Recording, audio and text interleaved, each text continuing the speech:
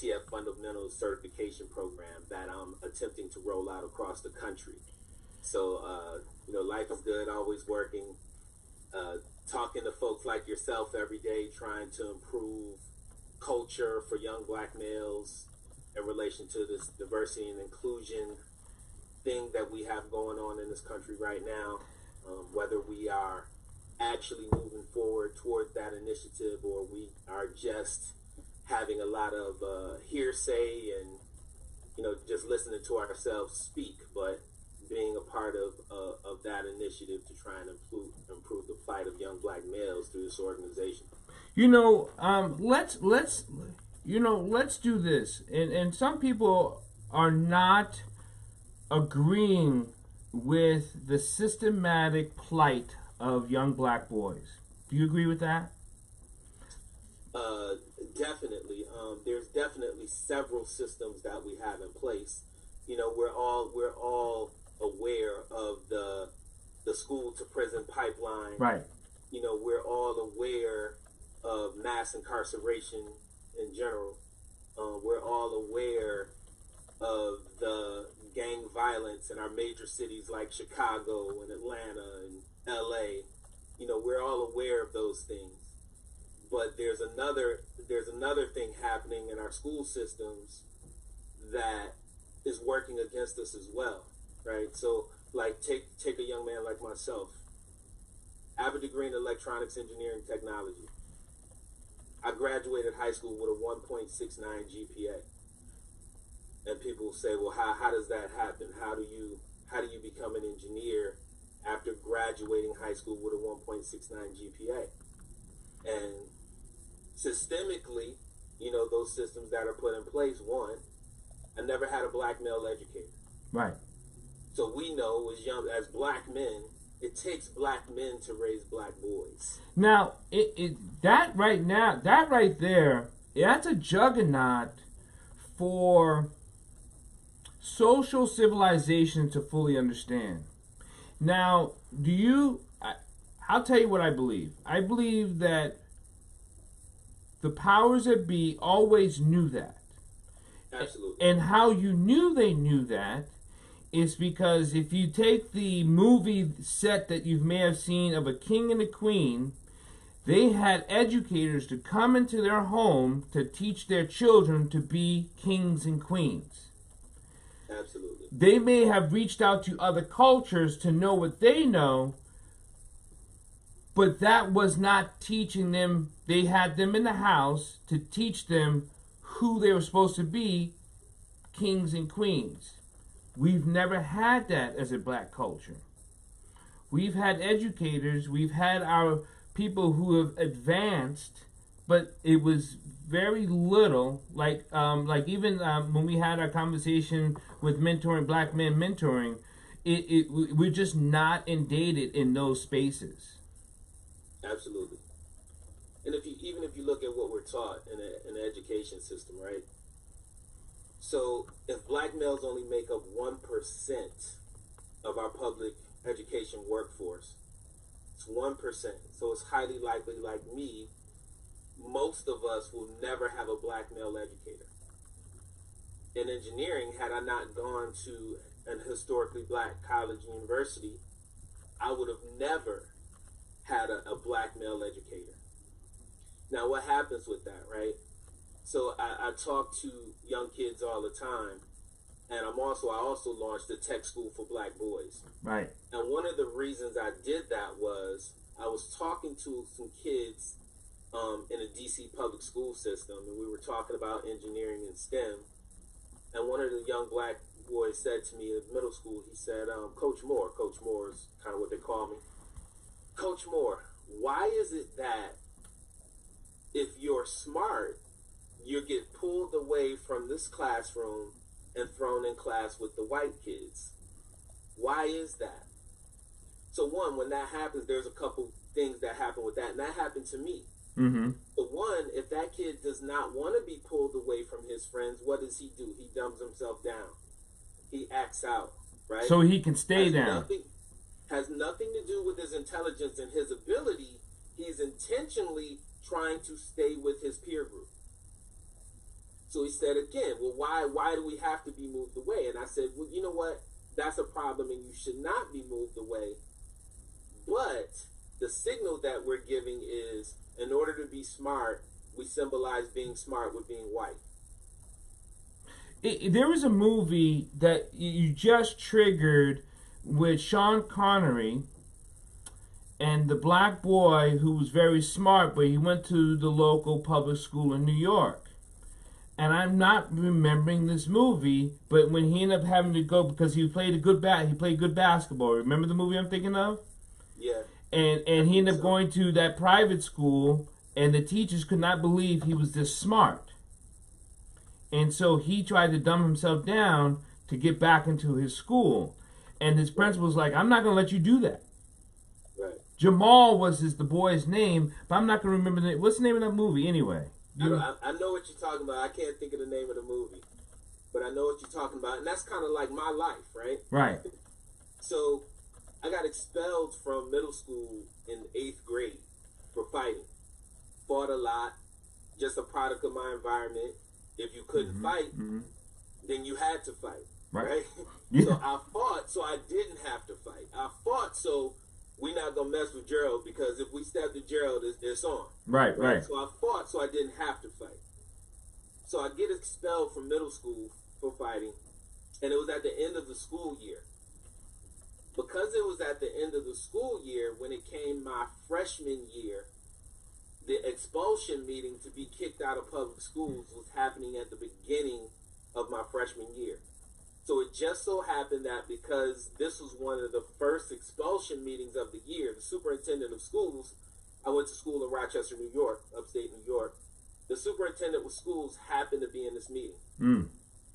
So as the administrators from my school was going through my rap sheet, for lack of a better word, we need to kick this kid out of school because he was suspended how many times, right?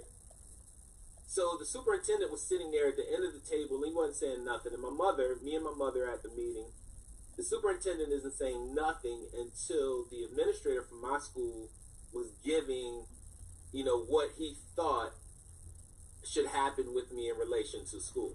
So as he suggested that I be sent to alternative school, the superintendent stops the meeting and says, hey, did anyone look at Mr. Moore's New York State test record? Whole room gets silent. So he says, well, Mr. Moore is testing at 12th year, 10th month, coming out of 8th grade, and we don't kick kids out of school who are virtually testing out of school in 8th grade. So, Mr. Moore, this meeting is adjourned. You can go to any high school in the city that you want to besides your home school.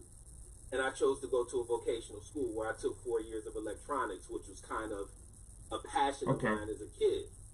But that traditionally doesn't happen for kids, right? You traditionally don't get that opportunity. And even in transferring to that school, I still didn't display the academic acumen that I could have in school, because every teacher that I had took every opportunity to villainize me for asking legitimate questions. Right? So there's that teaching, don't ask me, we tell you. Right. So if for us, we as a people, I think with young black males, there's a relationship that has to happen with a teacher in order for us to give our best. Yes. And when you have all white educators, that relationship tends to not happen because most of our educators are white women. And I had a conversation a couple summers ago with a white female educator, and the conversation was about black boys and how black boys mature. Dr. Jawanza Kunjufu wrote a series of books called The Conspiracy to Destroy Black Boys. Read the book. Right? And he had this theory called the third grade or fourth grade syndrome, where black boys really excel up to the third or fourth grade. Then there's this dramatic drop-off, right? And it makes total sense because it's what happened to me. I was an A student at that point. Then there was this dramatic drop-off. Well, what happens at that stage is black males start to come into their own. We're by nature, we're kind of aggressive and active, and how we relate to each other in the inner city, where one may see as, you know, over aggressive. That's just how we relate to each other.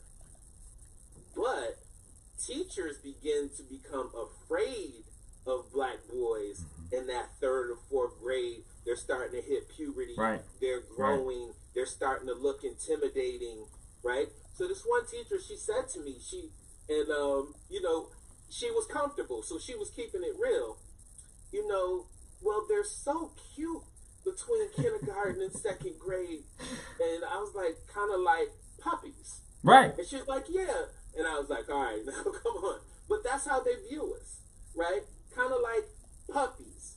And then when we get to be the big dog in 3rd or 4th grade, we got some size to us, right? So now they're afraid. Mm-hmm. We sense that. We sense that. So how can I give my best for you if I know that you're afraid of me? And now every little minor incident that we may have, you're suggesting I be kicked out of class. You're suggesting that I be put on drugs or medication. Well, because now they got to tame you. Exactly. Exactly. So, but we sense that. We're human. And there's that drop-off. And there's that drop-off. And we also know one bad educator, let alone 2 bad educators, or a misdiagnosis of a child, sets you back for your life. Yes. Right? So we got a high percentage of black boys that are very intelligent, that are in systems that are not built for them. Right. And they sense it, which sets this whole, and then we have our school to prison pipeline, where they're building prisons based on what Dr. Kanjuku calls the 3rd or 4th grade system. Yes. Syndrome. So out of 4th grade, our 4th grade to 5th grade reading level, they're deciding how many prison beds we're going to need in that next 10 years, and let's invest in that, right? So then there's money being made off the prison. You know, the prison and the funneling of black boys down these same roads and pathways. But you know, in what I'm doing with my organization, we're never going to have more black male educators in schools. No. One, and on the engineering side, and then let's look at the technical side, right? Which will be our highest paying jobs in the future are going to come in this tech space. Well, we don't have any engineers and computer scientists in our schools. So how are we going to develop engineers and computer scientists, especially black males, and black males make up less than 5% of the high-tech and STEM workforce? How are we going to develop those and create pipelines to create this diversity and equity that we talk about when we don't have any of those individuals in our school, let alone black ones? So if we don't have those individuals in our school, and then even on the school level, to be considered for a computer science or engineering discipline in college, to go into that field, you're told early, like I was, well, you're going to have to take pre-calculus or AP chemistry and physics and all of this stuff that none of our black boys even get a chance to take. One of the things I want to interject real quick is that when it comes to schooling, I did a study, and you know I do a lot of emotional education of the science. Boys, in general, hear tones differently than girls at a young age. So if most of the teachers are women, the tones they pick up does not register unless they're concentrating. Black boys will not concentrate if they don't see anything similar to them. Meaning that if it's a woman, it's young boys. We're talking about young boys. We're talking about elementary kids. Young black boys have a hard time registering to white teachers, female teachers, one, because they don't see themselves. That's why young black girls will be okay in elementary school, right, because they at least see a woman. Absolutely. Right? So there's that disconnect already, because by only time you see it most often, right? We're not talking, most often you see in elementary school, male, he's either a principal or an authoritarian. So to see that authoritarian person, you're most likely in trouble. Absolutely. Absolutely. And you know what's interesting is, right, I went to a school, and white teacher invited me to her school to talk about career days, kind of like a career day thing. They wanted to bring some engineers in. So I went into class, and the class was acting out. And teacher was trying to get the kids under control. And I asked the teacher, I was like, I'm sorry, ma'am, but can you leave the room right quick? Mm-hmm. Just go outside the door. I know this is against policy because I'm an outsider. Right. Just do this for me for 1 minute.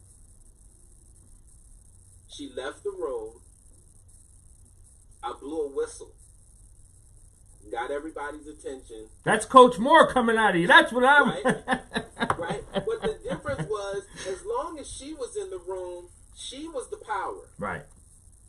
Once I came in, blew the whistle, listen up, gave that coach voice, right? And that's, so one of the reasons I call myself Coach Moore is, and teachers, I try and teach this to teachers. I need to do a lot more professional development.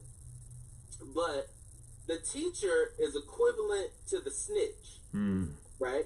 Because from the time I'm in kindergarten, who's reporting back to my mother and grandma? The teacher. It's the teacher. The teacher.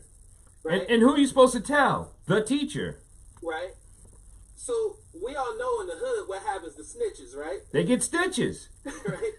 So the black male associates the teacher with a snitch, but he'll run through a brick wall for his coach. Yeah. So I recognized that early just based on the fact of I was a young black male and an athlete, and I know when I go in as Coach Moore, we're on the same team. Right. We have the same goal. When I go in as a teacher, even as a black male, I'm kind of caught up in my mind, oh, he's a teacher, he may not be totally on our side. Right, he's still a snitch.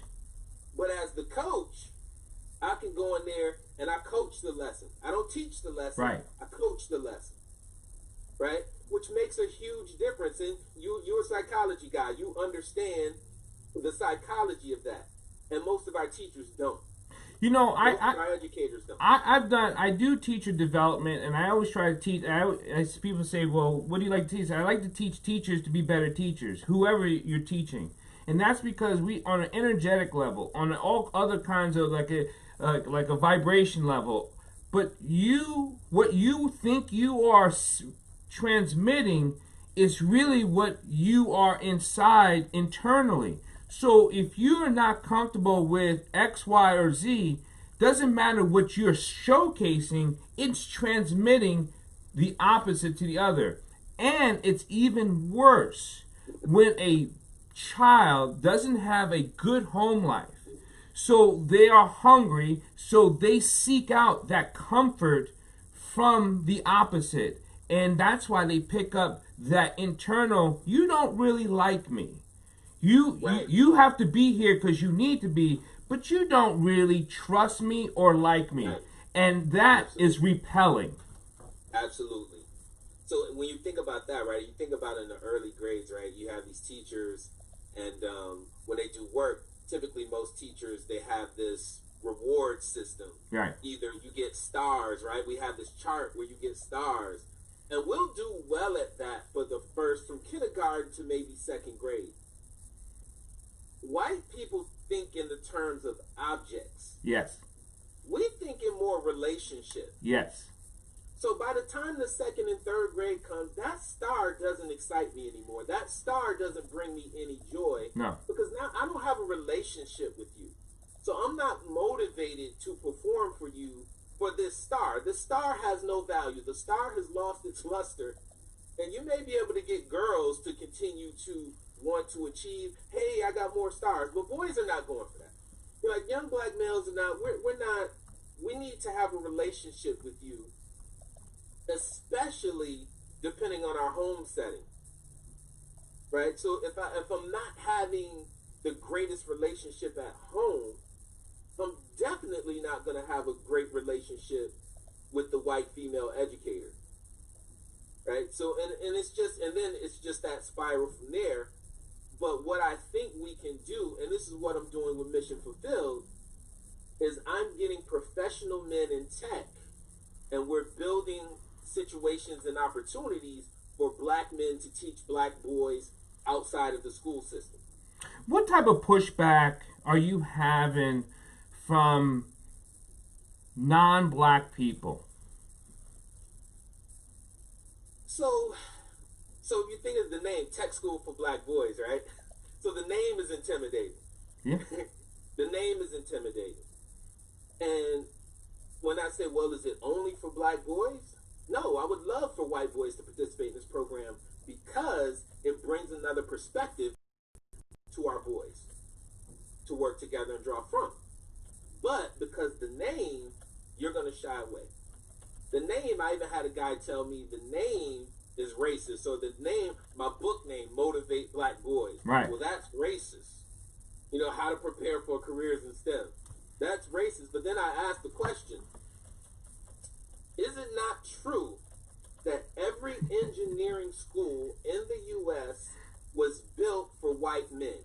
Every single one. Every single one. Isn't it true? So me trying to create a program for black boys, what's wrong with that? Right? We still can't compete on that level. And even in most of the engineering departments and most HBCUs, half the students are white. Yes. Because they come get minority scholarships. Like I went to Norfolk, so you have military in Norfolk. So you had a lot of white guys come be in Norfolk State's engineering department. Yeah, yeah. So the intimidating factor that what could potentially happen if I reach my goal of educating 100,000 black boys in tech and STEM by 2030, it's intimidating. So where folks are like, oh, like, I think it's a good thing. And then they think about it. And, you know, I'm clearly that I need black men teaching black boys. Yes. Not white people coming in to interject. Yeah. So, right? So if you want to support, you can support us financially, but we will never have a classroom where you walk in for Mission Fulfilled and you got 5 white people overseeing the black boys in our program. Never gonna happen. You know, just recently, there was this president put out an executive order on stop teaching racial diversity.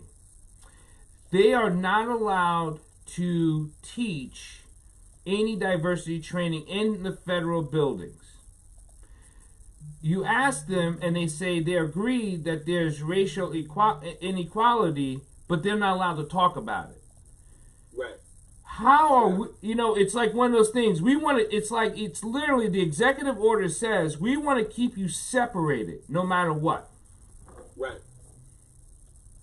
So I just think that, you know, when we look at the speaking, well, we know if you go back in history, right, we excelled in segregation because we had to. Yeah. Yeah. We had to teach ourselves.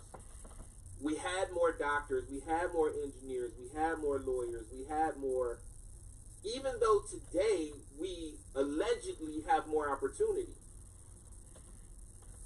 But our education systems and the value of education was perceived better. Like when I think about and doing some of the research in the past during segregation, the opportunity for education was almost like going to church on Sunday. You put your best clothes on, you know, you did all of these things to prepare to go get this education, and education was important when it was being delivered by us. Now that the education is not predominantly being delivered by us, there's this, the value of the education is almost diminished. Right. And then even when we look at someone like myself, right? You know, when I went through school and they told me, well, if you do this, you can be successful. But only to a certain level. Don't you don't you try and break through that glass ceiling that's coming ever so quickly. Let me ask you a quick question. You know, when we as black men talk about the ceiling, so many people have, without recognizing what we see, feel, touch, hear, and know, they actually assume that we are imagining something that we're perpetuating only for ourselves. Absolutely. Absolutely. So I think about my workplace. So I resigned from my job from the organization I was working with after being a federal government contractor for over 20 years. And when I wrote my book, Motivate Black Boys, no one in my office knew that I was an author. No one knew that I was I was Amazon bestseller. And they worked right next to me. So there was an African woman in my office who had 2 sons, and I brought her a book, and I signed the book. And I told her, you know, just keep this on the hush because, you know, I just come here to work.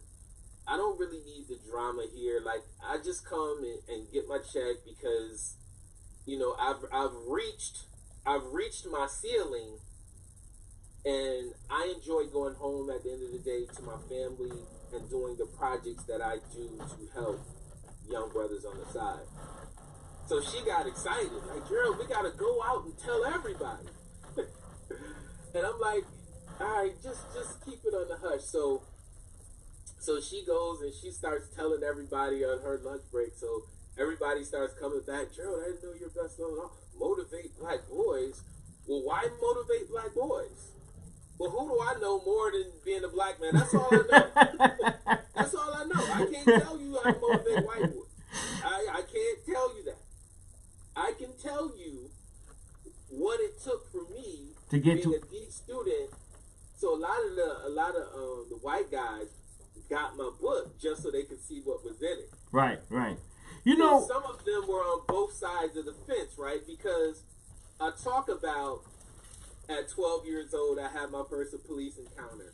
At 14 years old, I get expelled from school. At 15 years old, I did the Scared Straight program in Rochester, New York. At 17, I had my first child. I have full custody of him at 17, right? So when they go through that story, I should be in jail. There were a couple people who were then afraid of me after that point because now they know what my past was, and now I'm no longer this nice guy who they've been working alongside. Yeah, I'm this other guy. Exactly. He's this other guy. you know, Joe, I would have never thought, yeah, but we're not monolithic. And if you knew, everybody would be afraid of me because you guys go home and watch the news every day. And that's what you see. And someone with my past is in jail and we're criminalized and we have no compassion and we have no empathy and we're just criminal. You know, one of the things that we have heard, and I know you have heard it, and I haven't even asked you, is that being around non-black people, someone has so many times said, I like you for a black guy. Oh, absolutely. And they mean it in such sincerity as a compliment, and I know where they come from. They're not coming from a place of broken heart or prejudice. They actually mean what they say. I like you for a black guy. And I'm like, yeah. And, you know, I've been studying martial arts my whole life. I've been teaching it for a very long time. And people say we don't have these problems in the martial arts community. And here's the reason why. To me, martial arts, and it depends on the athletic program, and actually depends on the martial arts school, breaks down the human being in all levels, and that special coach, right, Coach Moore, talks to them as a human to build them to character, because the game, the sport, the action is minimal compared to being a developed all-round person. Absolutely. And what's a big component of that? Self-discipline. Right. Self-discipline. So I have the self-discipline enough to use my own mind and make determinations and decisions based on my own thoughts. and not just the broader culture. When you guys just recently did a book called When All Men Lean In, We All Win. Let's talk about that book in your chapter.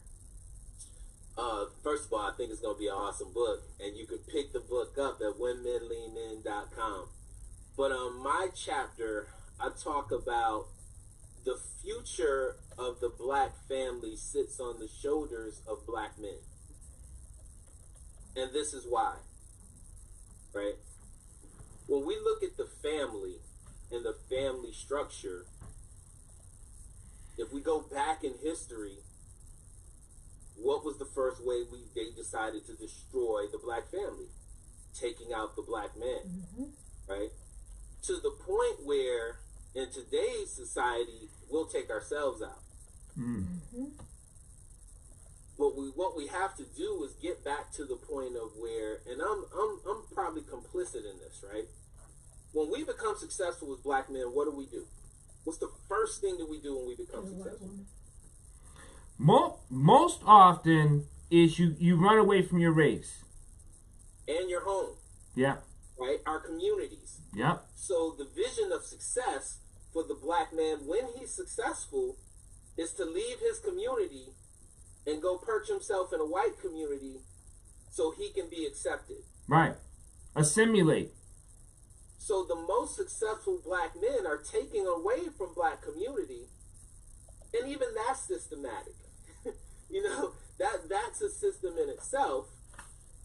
For like, if I take a smart kid and I send him to Harvard and he gets the best education, is he ever going to bring that education and that knowledge back to the community he came from? It's highly likely no, right? But in order for us to grow as the black family, black men, now we know what the statistics are with black men in prison. We know what the statistics are with, we have this whole LGBTQ issue. So we know what those statistics are. We know that black women are in college at 20-1 over black men. So with all these statistics, people like you and I probably play a role of father and dad to multiple children outside of our immediate families. In order for us to get back and restructure the black family, men have to come back to our communities and be a part of our communities. Like a lot of us now, we get successful, and what we tend to do is we go to work, we come home, we deal with our children, maybe, and on Sunday we sit down and watch football. We sit down, I don't care about nothing else, I'm going to watch football. But we have to, at some point, come back to our communities. I did this talk 2 years ago, and I posed the question, what would happen if our Division I athletes who play football and basketball, our biggest, fastest, strongest, and I would even go on a limb and say brightest black men came back to our communities as whole individuals? What would happen? What would happen is we would have this restructuring of the black family, because say what you want, you can call a football player a dumb jock if you want, but he has to study a playbook and know that playbook, that's this thing. That's right. He's forced into discipline because he's on the team. Get up and lift at this time. Be at this. Do this. So football taught me structure and discipline. The problem is most of our biggest, fastest, strongest, brightest, when they go to these Division I universities, they're primarily white institutions, and they're only nurturing their physical being. They're only nurturing that physical gift. Right? So they're not nurturing that mental gift and giving them the belief that even though we know only 1% of us are going pro, and the rest of us need to become professionals. Correct. Right? One of the things that we want to talk about in the development of our society is that we often seem as black men we have to continue to explain what, who, where, and why without just doing. It seems like no other race ever has to explain who, what, and why, and what they're doing. So as black men, we do take on so much of a role, and we do leave our systematic families broken. And in that brokenness, we don't ever remember why we left broken, because we're so internally traumatized. And until we fix that trauma, or just say, I need help. Thanks, Coach Moore. I don't get it, but can you help me? And allow that help to nurture them, because that's when we have maturation. I agree with you on so many levels. I think over the last couple of years there's always been a stigma of seeking mental health treatment in the black community. There's always been that stigma. I think that we're having a resurgence in us being able to seek treatment for depression, or these minor mental health things that if we don't take care of become major mental health things. Mm-hmm. But I have to look at my life, right?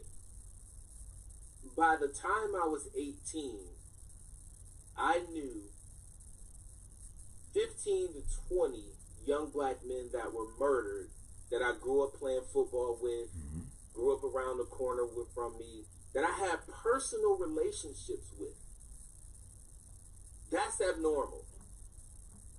If a person knows one person that has been murdered, it's traumatizing. But wait a minute. You know, it's funny. It's abnormal for non-blacks.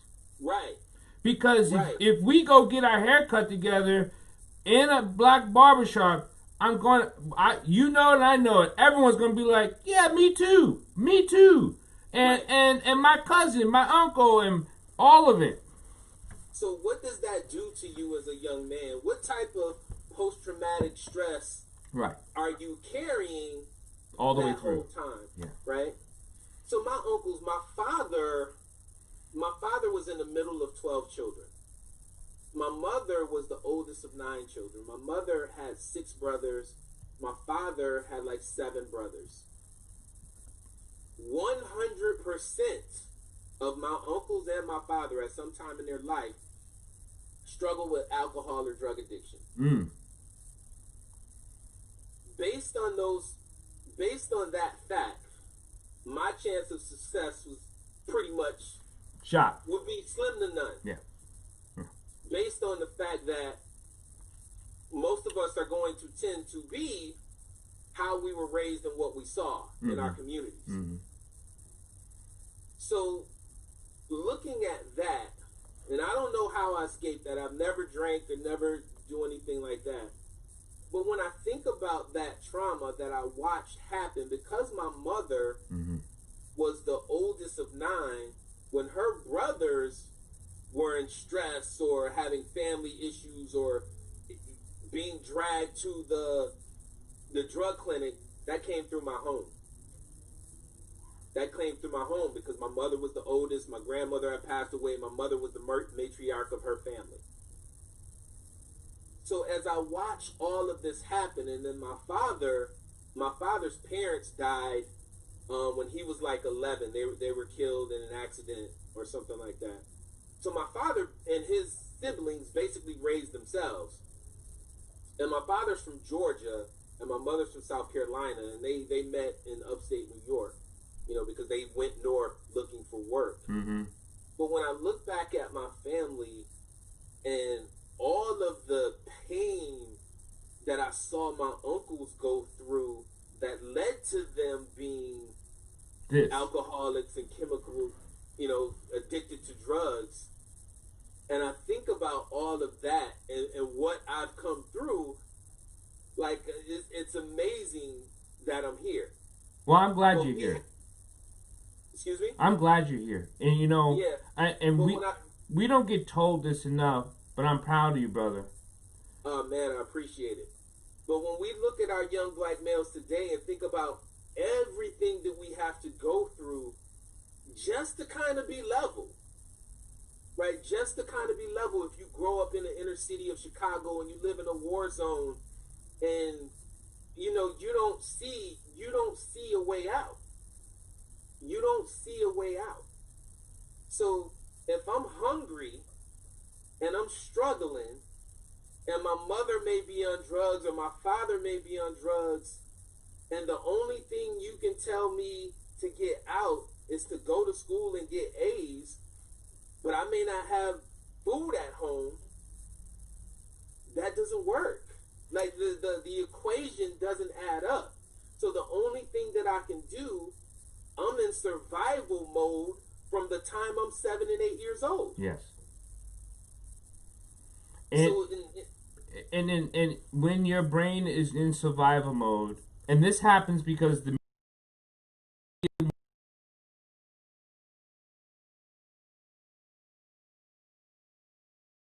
spend our whole day in the thoughts of other people, and those thoughts are not real, right? Those events are not real. So we're in this fake world, and it's really becoming, for us, black people consume the most media in this country, right? And on a consumer basis, not a developer basis, on a consumer basis. So we're consuming things that are set up to program us, and we're not developing those things to actually create change. Someone asked me one time, somebody posted something negative and they asked me to comment on it. And I said, it doesn't behoove me to comment on stuff that's negative, right? Because who is it helping? It's not going to help me. No. Like, I'm not giving energy to I'm that. not giving any energy to anything that's negative. Right. Brother. Right? Even if it's in front of me. I don't have to comment on it. Right? Brother. I tell people all the time, and I coach my children, something that's negative in nature, you can view it.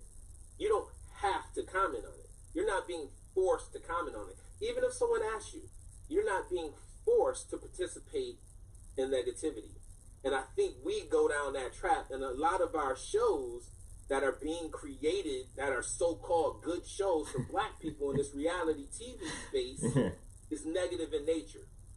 So we spend all of our time taking in all of this negative energy to the point where we can't celebrate something good. So like for Mission Fulfilled, as a nonprofit, and sometimes I don't even get angry at this, because I think that there's an education that I have to do with Mission Fulfilled to get people to support how they should. My white friends donate double to maybe triple what black people donate to, with no questions asked. I know Gearld. I know he's going to do a good job. Gearld, what are you doing? Oh, write the check. Black people will give me hearts and likes all day. No money. But they won't support. Gearld, it's awesome what you're doing with those kids. I see you out there. Man, dude, that kid that was rapping his computer science homework. Oh, man, that was dope. I wish my kid could do that. Gearld, how many free programs you going to have? Well, how many free programs can I actually do to support this mission? Right? There is a cost. So I actually think that we believe that we're supposed to be on scholarship for everything, even if it's ours. And even if it's something that's black, it's supposed to be subsidized for them. Yeah. Like for the life of me. But dude, I don't get deterred. I get out here and every day I go at it, you know, because we'll come around. Like we'll come around. Like I'm just a vessel at this point, and we'll come around, and I'll pass the torch to somebody else, one of these young brothers that I'm coaching up, and he'll take the torch and he'll run with it. But man, I'm enthusiastic. I'm enthusiastic about what I do, and I can't think about those people who will down what I do. Never give it any thought. No, and we've talked about this before. It's like black people devalue themselves, so they want to devalue everything else, and that comes from that slave mentality. They're so trauma. You know, once you believe that you don't deserve something that is that needs to cost, and you need something affordable, you devalue yourself. Exactly. And then what do we think of free, right? Oh, if it's free, it must not be good. That's why we can run out and we can pay $300 for the Jordans, but I won't put my kid in a computer science class for that. Or I won't put him in a martial arts school with this. Or I won't see him. I won't give him to Dr. Dyer so he can help you with this. But I want him to have fresh and dripping jeans. Whatever the hell that means. I'm so old, I don't know. Right. I'm a go out and get me a Dooney and Burke bag as a woman, and I ain't even got $20 to put in it. You know, Dr. George Fraser said that if we don't change really in a hurry what we're doing, we're going to be in our second slavery. Oh, absolutely. By 2038. So I actually touch on that in my chapter, When Men Lean In, we all win. We all win. Because if you look at where we are, they're predicting that the average family wealth of the black family will be 0 by 2050. Right. We are probably already there. There was a woman, she was an accountant. She was a mathematician. And she was doing some work, and she said the reason that police can treat us the way they do, and you know how black folks are treated, because the wealth of a slave when they were released was like $1, and she was like, the average wealth of a black person is the same as it was then. Right. So why treat us any differently? Yeah, why? She said, why treat us any differently? Matter of fact, the wealth gap is greater now than it was in 68. Exactly. Okay, so we had more educated black men coming out of Reconstruction than we do now. Absolutely. So, brother, I love you, and I'm proud of you, and we keep pushing on, and we need all people to push in and lean in. Otherwise, this is going to burn, and everyone's going to be a little bloodier and nastier, and that's not healthy for anyone. Yeah, but we got to look forward to Mission Fulfilled. Yes. MissionFulfilled2030.org. If anybody out there, y'all care to support black boys as we create programs in tech to bridge the digital divide and try and put a dent in the income to wealth gap. I got a plan. If I got a young black male in my program, because our 8-year-olds today, in 10 years, is our next workforce. Yes. So if I get an 8-year-old in my program, and I get him through the program, and he's technically savvy, 5 years post his high school or college, I see them online, and I will have them online to earn $100,000. If we can get 100,000 black men earning $100,000, that will bring 1 billion yearly of economic impact into our communities, with a 10 billion economic increase over 10 years. Right. That's how we got to look at it, as economics. There's an economic play that needs to be played. Absolutely. And that's the game we're playing with Mission Fulfilled. How do they get a hold of you for Mission Fulfilled? Just go to missionfulfilled2030.org. There's a contact there, or you can contact me at Gearld at missionfulfilled2030.org. Thank you, brother. And I'll be in touch, and you be safe, and we will stay up and stay proud. All right, Doctor. From the Dr. Larry White Senior Talk Show. The talk show. We're branding the talk show now because if I say show, is it radio, TV, blog? So it's just the talk show. I'm going to be talking to you all tonight about a few things. When men lean in, we all win. You're going to see it out a few times. But first, I want to say, get out and vote if you haven't done your due diligence, your civic duty. Get out and vote. I have an amazing panel tonight. It's two of them, but the two of them make up about 40 people. I can tell you that when you hear from them tonight. Get out and vote. I was on a lot of calls today, like Dr. Dyer, and I'm very disappointed of people downplaying what's going on in Philadelphia. Yeah. A man was shot, a black man was shot, and he had a knife in his hand. You didn't have to kill that brother like that. LA, okay, I know they just won the World Series, but come on. I mean, come on, guys. And I'm not talking about my panelists, but America's like downplaying it like black men are at it again.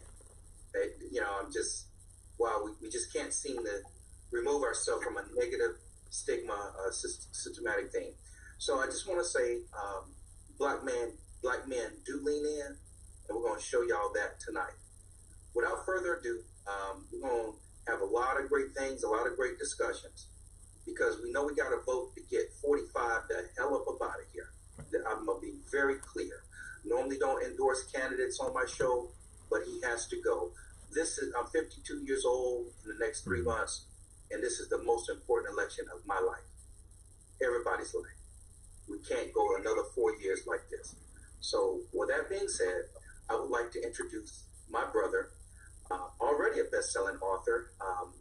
He is I might get this wrong, he's the chairman of the Black Chesapeake, but he's a contributing author of When Men Lean In, We All Win. And I like to turn it over to my good brother, my good friend, Vincent O'Leary. Vincent, take us away. Tell us a little bit about you, what you do, and then tell us about your chapter a little bit, the name of it.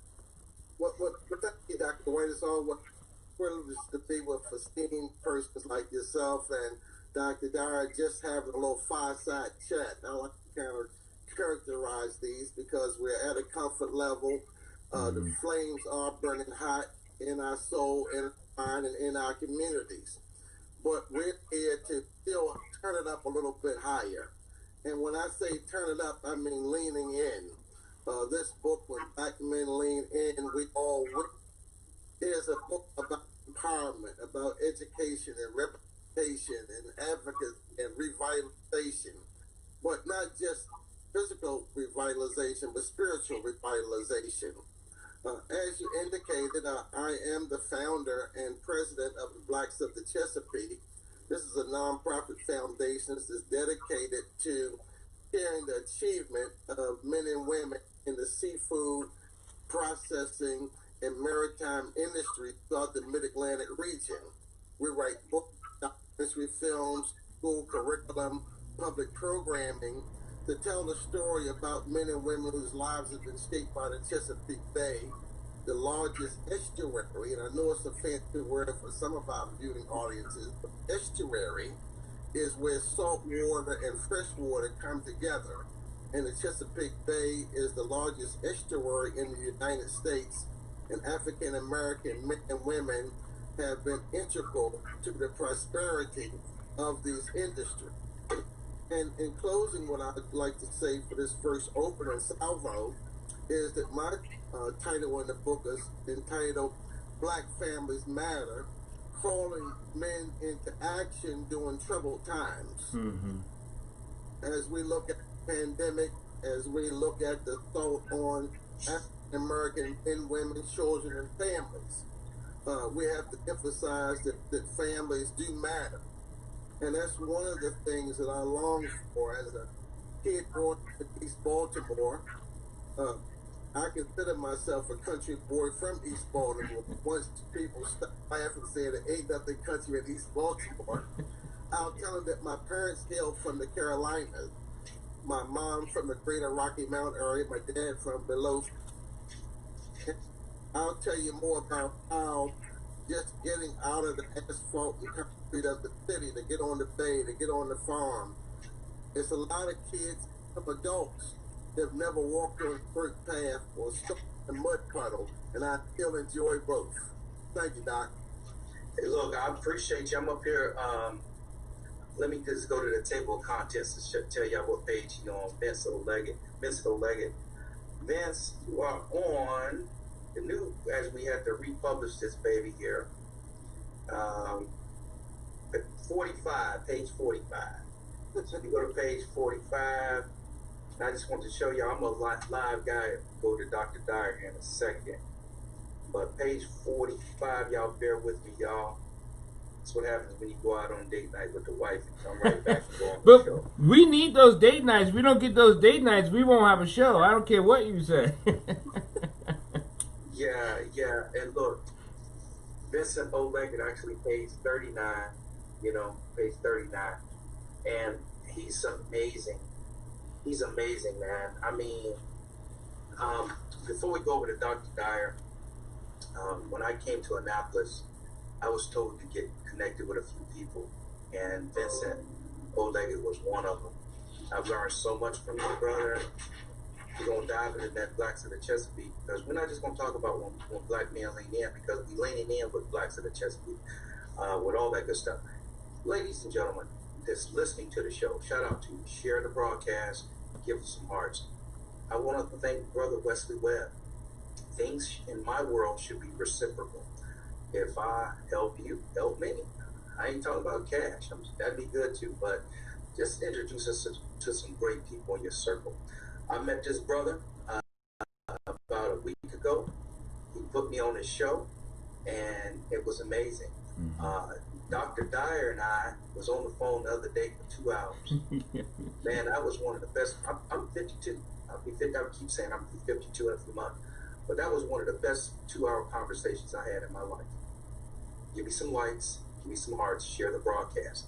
Without further ado, I would like to turn it over to Dr. Dyer. He's a brilliant man. I take back what I said, because we won't have to go over a little 30 minutes tonight. But Dr. Dyer, tell us a little bit about who you are and what you do for a living. So, it's a long road to get to being here, from being traumatized as a child, being a black boy, gone through molestation, did my service in the military with operations, served all around the world. I'm a practicing Buddhist monk. I've written 6 books. I've gone from the child that probably was not able to do because I was all over the place to doing so many things. I teach emotional education with neuroscience. I've been international Hall of Fame martial artist for over 40 years. I've been teaching the art. One of the things I incorporate, I work with athletes on an emotional level and a physical level.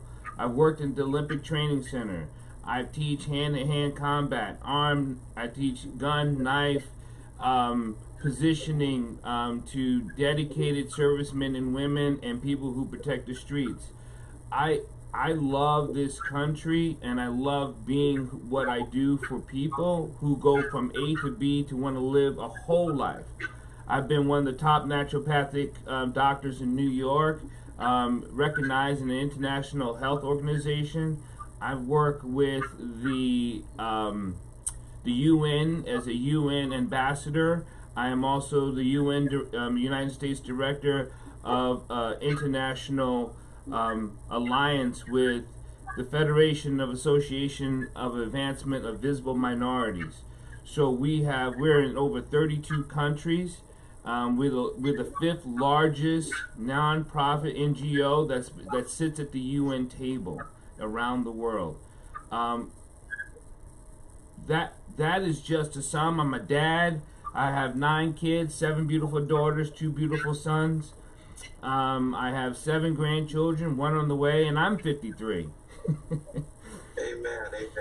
Look, Dr. Dyer, you are absolutely amazing. You touched on so many things. I was on your show today. Thank you for giving Joe A. Moore Sr. a platform. I mean, brothers and sisters, here's a man that hears a great cause and he go to work right away. Right. Just met him a week ago, and he's had half of the brothers of One Man Lean In on the project. So he had to remind me today because I was booking people all the way up to Thanksgiving. I was like, "Is it tonight?" So don't blame it on my heart. Blame it on my mind. I had a senior moment because I just got my AARP card last year. Dr. Dyer. Dr. Dyer, I want to stay with you, and we're gonna go back to Vince here in a moment. You know, as a black man, where do you see us as a country in 30 years? I'm taking some notes from, your show earlier, because I think people need to understand where we're at. Well, and they also, and maybe, is there a way to change the narrative of that? I mean, like, tell us where you see us in 30 years, and if that's the pandemic, what can we do to change that? One of the things, the pandemic has cost a lot of lives, right, around the globe, around the United States. But the pandemic, what we call COVID-19, has helped us realize we have work to do in our communities. It has cracked it open. And one of those crack opens, and I don't take the credit for this, but I was talking to a friend of mine, Dr. George Frazier. He was on one of my shows, and he said that we're going to be in a second slavery in 2050 because of the generation and the value economic gap that we have between blacks and everyone else. We lose so much money and our economic dollars out of our community because we don't value ourselves. Now, when I teach trauma and understanding how trauma affects the body within the body, and it keeps triggering the same chemical response like an addict, that's what trauma does to us. We are enslaved trauma. We have not come out of mental slavery because they keep us in such fearful modes in what we are trying to do. We're always trying to do. We are not just saying to ourselves, we are doing. Even if it was a little bit, like if you look at a child who walks a little bit and falls down, we say there, look, it's walking. But when we as adult black men, we always say we're trying to do, we're going to do. No, we need to give ourselves enough credit to say we are doing. It may be small, it may be large, but you are doing. And so... Well, let me ask you this, Dr. Dyer. So I've never physically met Dr. George C. Frazier, but I know him very well. Right. We do a lot of similar things like Power Networking Conference. Right. He's more national than I am, but I'm more regional and local here. How can we prevent that happening? That is the pandemic, the way it's going. Yes. Do you have a couple of solutions that you can give the black community on what we need to do to prevent that from happening? The simple answer is network. That's the simple answer. But it's not network, it's doing. There's an action involved.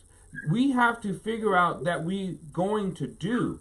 And if you don't know how to do, then you raise your damn hand and say, I don't know what to do. And that's when we as mentors, as black men, as black community, as a whole, we say, we got you. That's when, that's why when we all lean in, we all win. That's what that is. If we don't lean in, but go ahead, sir. No, I like what you're saying. I have an idea from you, and I'm going to go to Vince, but I'm going to come back because I'm thinking of the black Hollywood back in Oklahoma. Yep. And I want to talk to you because I know some people that are, so maybe during this pandemic, as we see in stores, close, strip mall close, maybe you and I and Vincent can get together with a great, respectful real estate broker, real estate agent. Shout out to Jackie Mims, Pamela Reed, some folks that I know. Put our money together and open up some stores like Black Hollywood back in Oklahoma before that got burned down, and start investing in ourselves. Because I hear you, but I need a like say school to prison pipeline. Well, we need a solution. Right. All that. So I'm coming back to you, Dr. Dyer, on that one. Vincent, Oleg, my mentor. I want to talk about Blacks of the Chesapeake and everything you've done in Annapolis. I mean, we were sitting down at dinner the other day, and I said, "Why don't you run for mayor for Annapolis?" You said it smooth and eloquently. That would be a step down.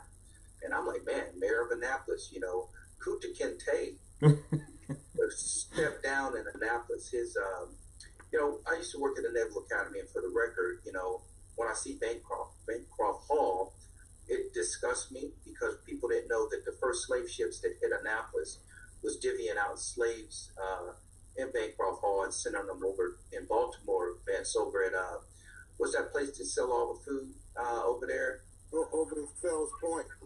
Not that one. The one off of Utah Street over there. Lexington Market. Lexington Market.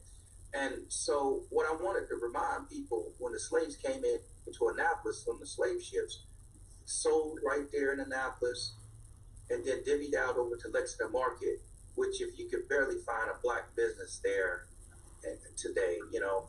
So it's very disturbing to see slaves sold at Lexington Market back in the day, and then the fact that there's no black businesses there. I mean, there were a few. I think you know, outside of the little hot dog stand, there's not too many black businesses there. A lot of Asians, not our people, and that's how we ended up. So, Vince, knowledge us up on your history of Annapolis, how you became like the person, and going to the housing industry. I want Dr.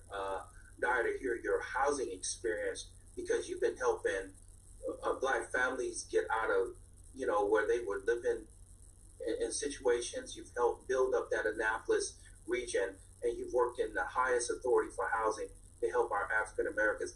You helped build certain, you know, places in Annapolis so they can have better living standards. Can you talk a little bit about your work that you've done in Annapolis as a black man and a black leader over the housing authority? Well, let me just start with circling back through my chat. Black Families Matter, calling them into action. I opened that chapter up with a quote from one of my favorite men, Frederick Douglass. And Frederick Douglass is one of the bookends of the blacks of the Chesapeake. Mm-hmm. He was born on Maryland's Eastern Shore. And he said that if there is no struggle, there is There's no progress. Right. Those who propose freedom and yet depreciate education are like men who want crops without plowing the field. Mm-hmm. They want rain without lightning and thunder. They want the ocean's majestic wave without the awful war of the waters. And then once all the applause stopped, he went to the second verse. He said, power concedes nothing without a demand. Mm-hmm. It never have, and it never will.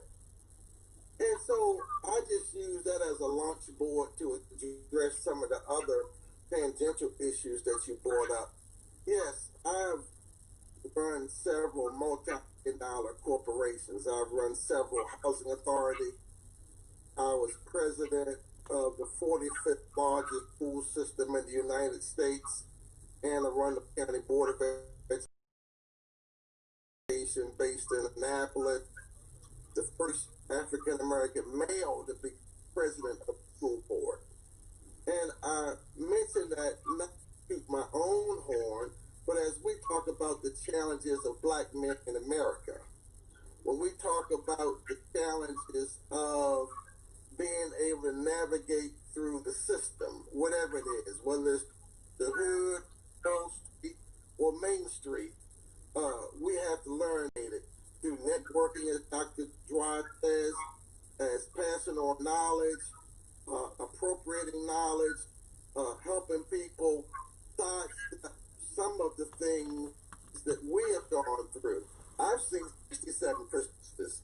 Y'all guys got a few more Christmases to go to catch up with me. And every Christmas, I learned Say it, man. Hey, Doc, he just threw us under the bus in a good way. He sure did. Nice, your way. We give a fuck.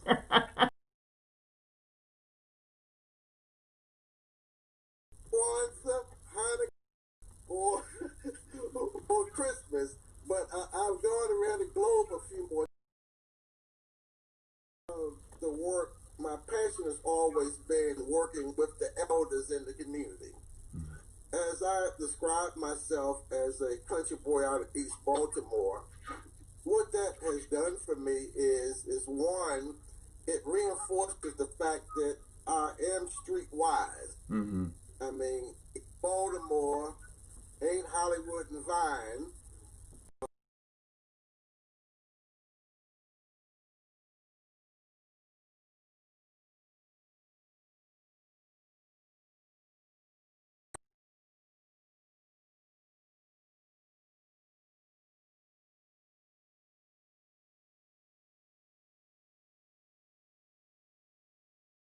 Hey, Vince, hold on 1 second.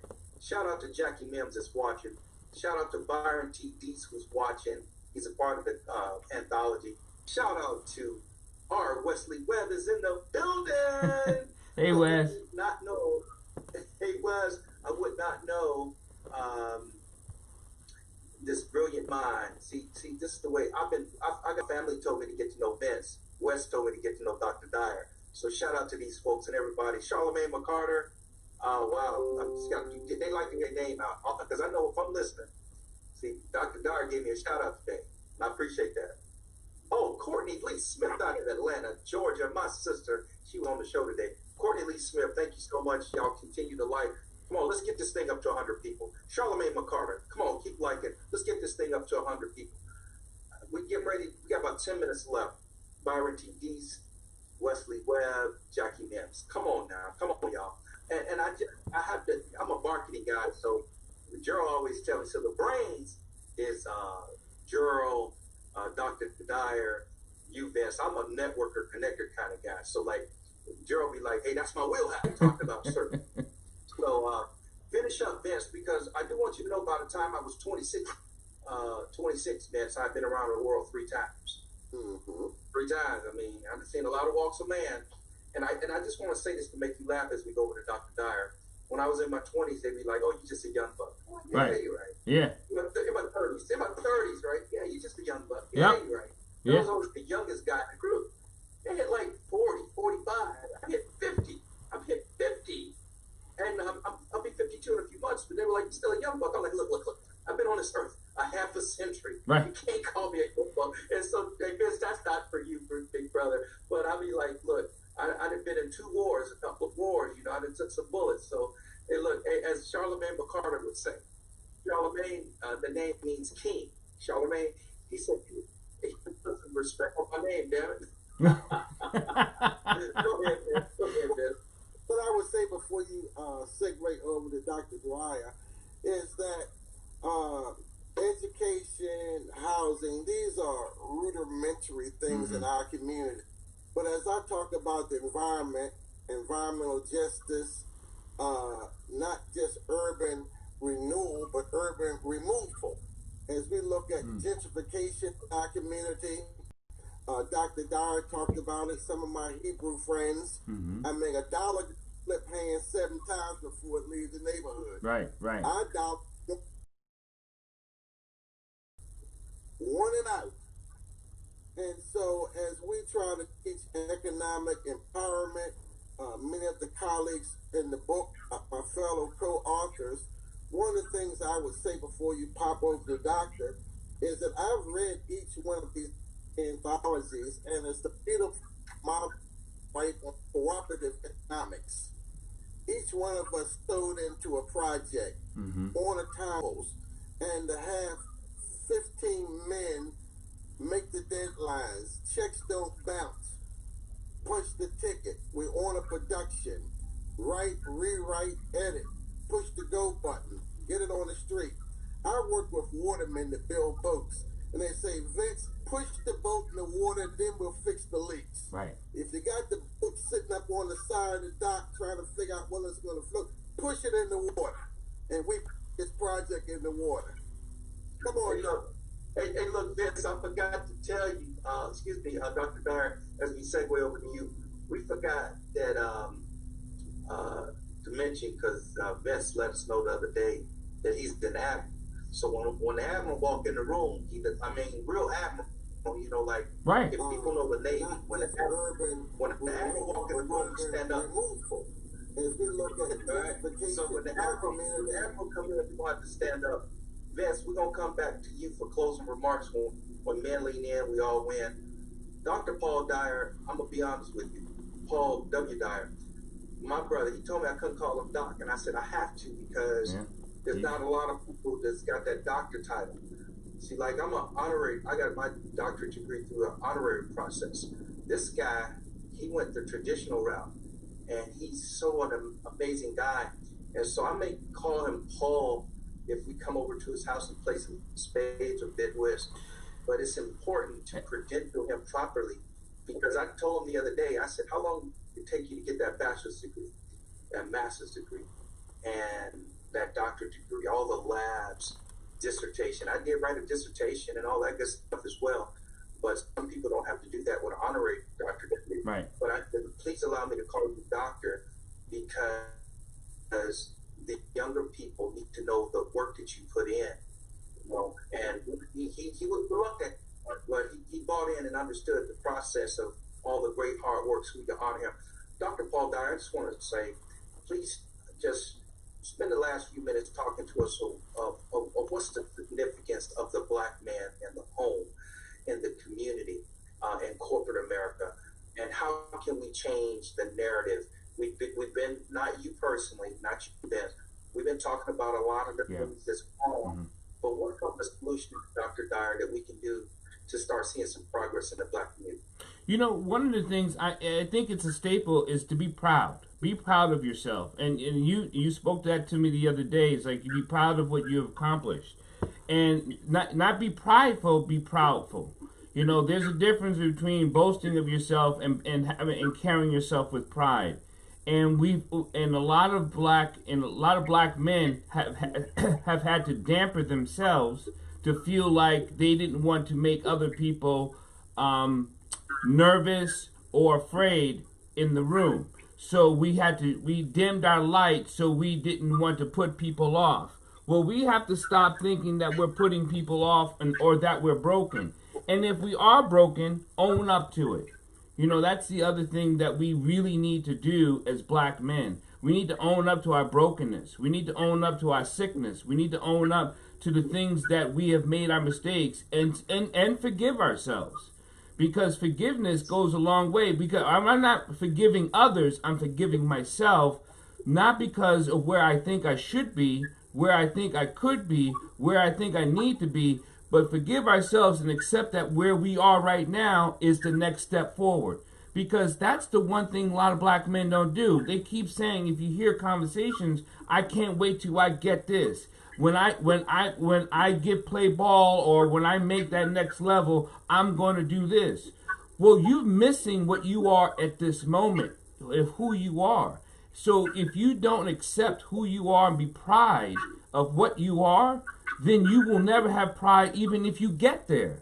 And that's the broken part of the black man. They have never had pride of getting there or being here, being right here. And so until we be pride and own our brokenness and own our sickness, we will always stay sick and stay broke.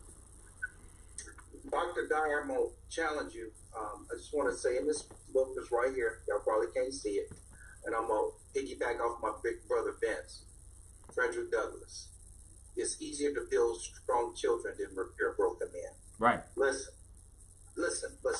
I read that quote, it's in all my books. And you're so right when you're talking about these broken men. Okay, if your father was not in your household, that's an old chapter. We can't use that anymore. Right. You move on. You don't talk about it. It may have worked in the 70s and 80s. That's why I didn't get that good job. Right. Because my dad was not in my home. My dad was not in my home. He was not there. And I figured out a way through my strong mother to be successful. Bite my tongue. I was on a call today, and I was very disappointed that a bunch of Caucasian men were talking about the Philadelphia shooting, and this is how it went. Can we continue our business as usual? The National Guard is in Philadelphia. Yep. Black Lives Matter people are there. Yep. They never talked about a black man was shot. No.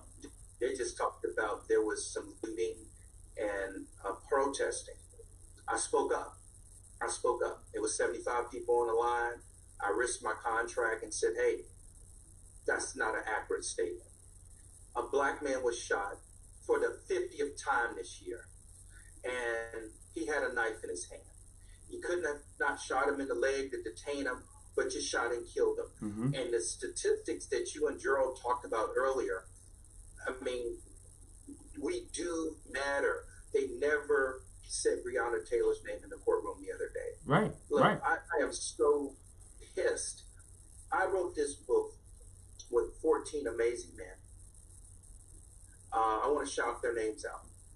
Dr. William D. Scott, R. Wesley Webb, Gerald A. Moore Sr., Andre James, McKinley Toombs, Deion Banks, Stephen LeBroy, Byron T. Deese, Chef Kendall Selby, Charlemagne McCarter, Brian Keith Bailey, Vince Leggett, Wayne Taylor. These are men that you will never see on the 6 o'clock news. No. They don't want to see them. They don't want to see you, Dr. Dyer, because are we, you know, hey, how you doing? What did you and Gearld say earlier today? Hey, your Caucasian friend goes, hey, I have a really good black friend. What does that really mean? Yeah, what does You have that a mean? really good black friend. Because I never say I got a really good white friend. Never good said friend it. or not. Right. Never said it. So I will say this to you, Dr. Dyer. I'm going to go over to Vince back. But I want to come back because, guys, I want to hear some solutions on how black men can continue to work together to make this country. So here's the thing. We know Anglo-Saxon men took the Willie Lynch theory, came over here, stole the Indian land, then had African slaves to build it. Damn. You want to talk about economic inclusion. Right. Man, I mean, it's beautiful. Come on, man. We're working in the corporation buildings that our ancestors built. That the Anglo-Saxon men, have been Fortune 500 companies and all that kind of stuff. So I'm frustrated because I know we're better, but we can't be that black man that like I've never, and I'm just going to say this 2 things. Vince, I've never shopped on Black Friday. I've never owned a pair of Michael Jordans. Only because I just didn't want to be a part of that process of what defined me. Now, I'm not saying nothing's wrong with Black Friday. I'm not saying that. But damn. But I will say I have a whole lot of problems with Michael Jordans when you can't afford them, and our black boys, our black girls have been being killed. And yeah, Michael Jordan's been called out. He wasn't talking about it. That's right. You know? And, so, I'll give you something else. We're estimated to spend $32 billion on Black Friday. We cannot open up a charter school or put more kids in school or have our own school and teachers, but we'll go out and buy $5 pair of jeans because it's on Black Friday. It is ridiculous. That's the broken mindset I keep talking about. If you don't fix this, they're going to keep shoving out that dollars, and they're not going to, because like Gearld said, black people don't take enough pride in our own black product. They'll say, oh, here it goes again, and what can I get for free, and what can be subsidized? We need to subsidize ourselves. I agree with you, Dr. Dyer. Vince, take us home. Why should people buy this book when mailing in? We all win. Well, one of the things I would say is that one of the consistent threads that ran through all 15 narratives in this anthology was that we all have had ups and downs. Mm-hmm. We have fell down, we got up. And I think that's part of the take-home message. Don't stay down. I'm a historian. I got appointed and commissioned an admiral of the Chesapeake Bay for bringing to light the contributions of African Americans in maritime and seafood processing industry. When people ask me, well, Admiral Leggett, do you get a discount at the supermarket? I said, no, I don't. What it does do, it verifies and ratifies a body of work because it's running against all of the history books, all of the literature. Because if they did show people that look like us, they would say crab picker or oyster shucker. No name, no attribution. Mm-hmm. I turned the page, the white waterman, talk about his mama, what his granddaddy did, how big his boat is. Well, I took those images to school, church addicts, fish fries, and said, that's my mama, that's my daddy, and began to lift up their hopes and aspirations, how they took their kids to some of the best colleges and universities in this country, picking crabs and shucking oysters. And they say it's not what we make, but how we utilize what we make. Right. And in closing for me, in my study of history, I studied the antebellum South, plantations. But you know, they never had a fence around them. See, I'm going back to Dr. Dyer here. The man didn't have to put a fence around the plantation because once he put it around your mind, you weren't going to run anyway. That's right. That's my take-home message. Look, I'm just playing with StreamYard here. You know, I want to thank you so much, Vince. I'm going to throw it over to Dr. Dyer for closing remark. I do pray that I can see you tomorrow at Glory Days. I'm going to invite everybody out. I want to invite you out, Dr. Paul Dyer. We have a small social distancing event tomorrow at Lithicum at the Glory Days. I've met with the owner, and so he's got some complimentary appetizers for us. Wear your mask. Come on out, 6 to 8 p.m. Damon Scott will be in the building, and multi-millionaire Mr. Tahi Burke will be in the building with his new financial literacy book. I just want to remind everybody of two things as we get ready to close out with Dr. Dyer. November 6th, meet and greet at the Westin. November 6th, 6 to 9 at the Westin. McKinley Toombs from Chicago will be in from One Man Lean In, We All Win, along with Dr. William B. Scott. Let's pray for these brothers as COVID don't shut their travel plans down. And November 7th, everybody, the hard launch. Dr. Dyer, come on out. It's $40 a piece. Bring the beautiful wife. Vince will be in the building. All the brothers from One Man Lean In, We All Win will be in the building. Chef is cooking. He's got his staff ready to go. And it's going to be a great time. Hosted by Dr. Renee Starlin Allen and also Jackie Hollywood Mims. We're going to practice social distancing. No one has caught COVID-19 at Chef's Spot, and we're going to keep it that way because we're safe. Everybody got on gloves, the chefs, everybody. So come on out November 7th to One Man Lean In, We All Win, our hard launch. The virtual launch for bestseller will happen December 12th. And I challenged Dr. Dyer to write me 1,500 words in the next week or two so we can add them to that compilation if he so desires. It's on. You got the last word, so I'm going to mess with you a little bit, sir. Dr. Dyer, I'm going to throw it over to you because I want you to call me about 5-10 minutes when we get off live air. But drop the mic. I got a couple things I want you to just mention, but I want you to drop the mic like Obama. But I would love for you to join our mastermind group. I talked to Vince. I know you coming. Wes is one of our executive members. And to your point, between the cross collaboration of Wes and yourself, I think we've empowered 10 to 15 men already. And I want to do a show next week with your guys. I got Dr. Woods' number. Is it Danny Woods? Yeah, David. Hey, Vince, he introduced me to like 8-9 brothers last week. It just blessed my heart. And I figure that's how we're going to get ahead. We're going to have to take care of it ourselves. I think the most important thing that was said on this call tonight was that the money does not change hands in the Black community multiple times like it does in the Asian community, Indian community. So we're going to have to do that. We got to trust each other. Before I throw it over to Dr. Paul W. Dyer, is that a lot of the reasons why we don't trust each other, everybody, is because of the seasoning. They call it seasoning. When Black slaves, they put this little thing over your mouth, right? And they would keep the dark-skinned folks away from the light-skinned folks. They would make the big Black buck so weak where he had to really just say yes to his Caucasian Anglo-Saxon master. The division of Black people started as slavery. And we have to learn to trust each other. And when you tell your Black business person that you have a business, you got to show up on time and do the work properly, everybody. Okay? You know, I'm reading this book right now, excuse me. This is to impress Dr. Paul Dyer and also Vince. I'm reading this book right now. It's called Black Tax. Yeah. This right here, it just talks about leaving your family with generational wealth. Don't leave them debt. But also it talks about how we're taxed every day. We got to show up on time. All that pressure is being a Black person. Go get this book right here, y'all. Sean D.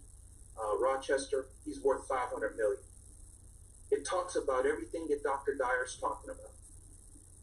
The black tax, how black people are taxed every day for being better than the white person. Go get it. Go get it right now. Go get it. That's the book I'm reading because we have to be better as people. Dr. Dyer, take us home. Spend as much time as you need, 5 minutes, 10 minutes, 2 minutes. Give us something in this pandemic to give us hope that in 2015 we're not what we're projected to be. Take us home, Dr. Dyer. You know, first, my heart is racing when you ask me to be part of the mastermind group. It's thank you. You know, we don't do things to get pat on the back. We do things to make a difference. That's right. But when someone recognizes you in your community, in your efforts, on your job, and say, hey, I like what you're doing. That's when you say the fruit is, the tree is bearing fruit. And I said this earlier with Gearld Moore, is that my mother had said, no, it was last night, because I host a show called Voices to be Heard. It's about the abuse that we have in our community and how it doesn't speak up. One of the things is that my mother used to say, if you're going to grow as a strong tree, then you must bear fruit. And if you bear fruit, then people will eat. And when they eat, in the middle of that fruit, they will drop seed. And that seed will too grow into the tree. I've always had that, I've always felt that way in my life. It's not so much doing something for something, but it's to bear fruit. Because if we don't bear fruit, then nobody eats.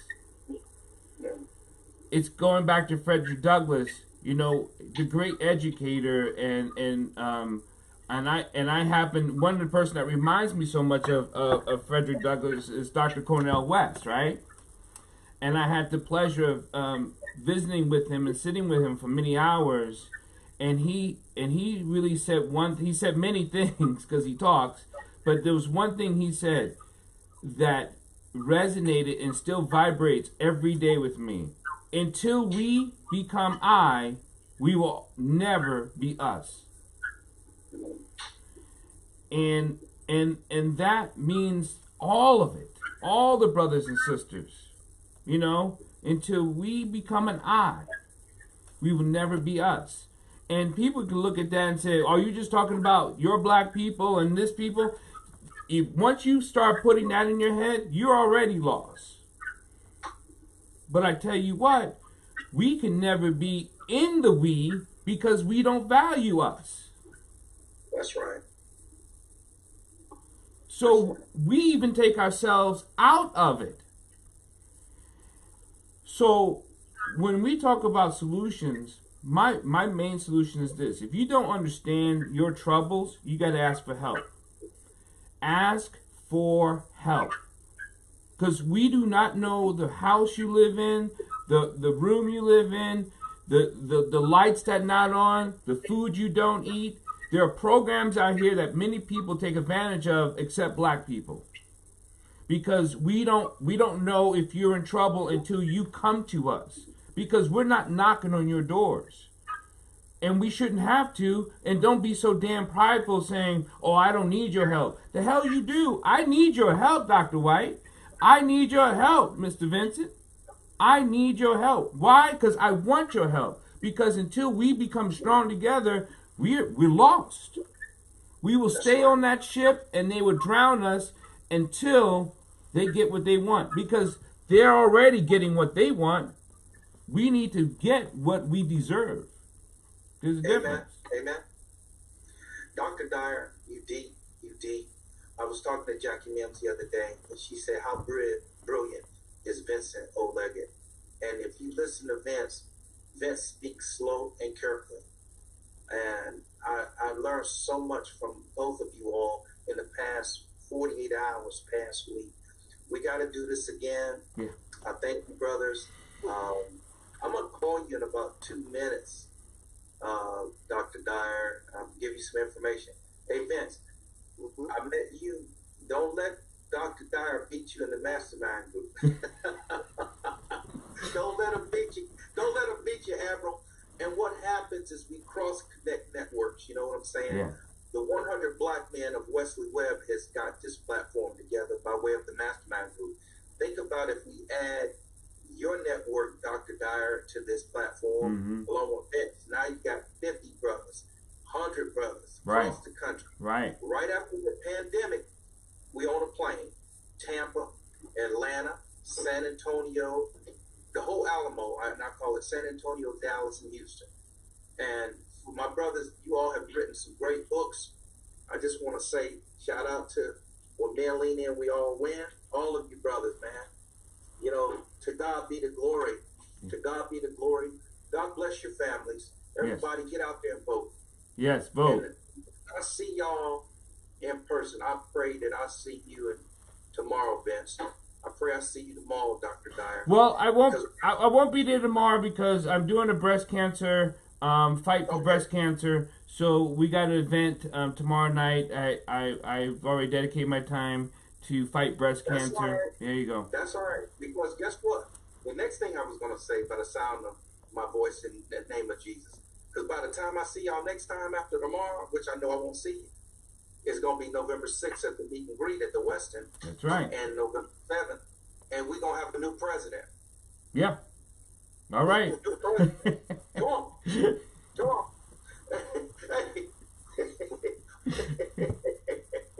That's that Obama lead in. We're going to have a new president. And then, you know, obviously, and I just want to say this to both of you all. 2021 is going to be tough. The economy's going to be bad. Yeah. It's going to be rough. We're going to have to do a lot of things, guys. A lot of maybe corporate sponsorship will not be available. Trump did everything he could to repeal, you know, everything that Obama did. And so everything that Trump was able to, you know, he started off with a great economy. Everything that Obama put in place, he's ruined all that. So 2021 going to be rough. And I know we're going to come out of this pandemic in the spring, early summer, so we can go on tour, sell our books, and have speaking engagements. So y'all start buying your plane tickets right now. San Diego, LA, San Francisco. Here we go. It's happening, everybody. And listen, everybody, I want to thank y'all for showing up tonight. This is not my regularly scheduled program, but I had to bring it in. When men lean in, we all lean in. Amen. So I appreciate you guys. I'll see y'all November 7th at Chef Kendall's amazing venue. Food is off the chain. I don't even know what the menu is going to be like. $40 gets you a full menu and also one drink. And then there's a birthday cake for Vincent O'Leggett's VIP guest tonight. And I'm bringing some staffing. Look, Chef wanted to name this drink after the president's going out, and I said, no, we don't want to be vulgar like that. No. What we're going to call it is Chef Kendall's Special, whatever that drink is, to celebrate Biden and Kamala, first African-American sister to be vice president. I'm putting it, I sat out there and this is to impress my big brother Vince. I sat out there for 50 minutes the other day at North County High School. And I saw a lot of Trump signs and people trying to shake my hand. And I'm a really nice guy, but don't piss me off. Don't just leave me alone. Right. Boy, they were out there trying to act like they know me. Just go away. As a matter of fact, Vince, it was a Republican guy that helped put Gearld in jail. Grasso was out there greeting people, man. Grasso, of all people. They called Glen Burnie a ghetto of Baltimore. You know what I'm saying. But listen here, Doctor, well, I know you're trying to sign off, but when you and Hollywood Mims asked me about being the mayor, and I said it would be a downgrade, let me clarify that for people who may be aspiring politicians. Excuse me. One thing I like in East Baltimore, the power is never sitting on the throne. Power is all around the throne. And just listen to Dyer, listen to you, reading the information in our book from our other co-authors. It's not about the titular head. It's us working together. Right. Is what power is. Right. President of the United States or the President of the dog pound. It's men and women like us on this poll tonight, on this viewing tonight, is where the power is, because it's the cord, the multi-strung cord that holds the rope, that holds the anchor, and that's who we represent. Blacks of the Chesapeake is what I'm talking about. Well, look, Doc, yeah, I'll call you Doc. Everybody's a doctor, lawyer, whatever the case may be. Vince, meet me. We can read. I got a lot more books in. We can take those other books back. So this is the new published version, all right? And so we can recycle the ones that you have. Listen, everybody, I want to thank you all for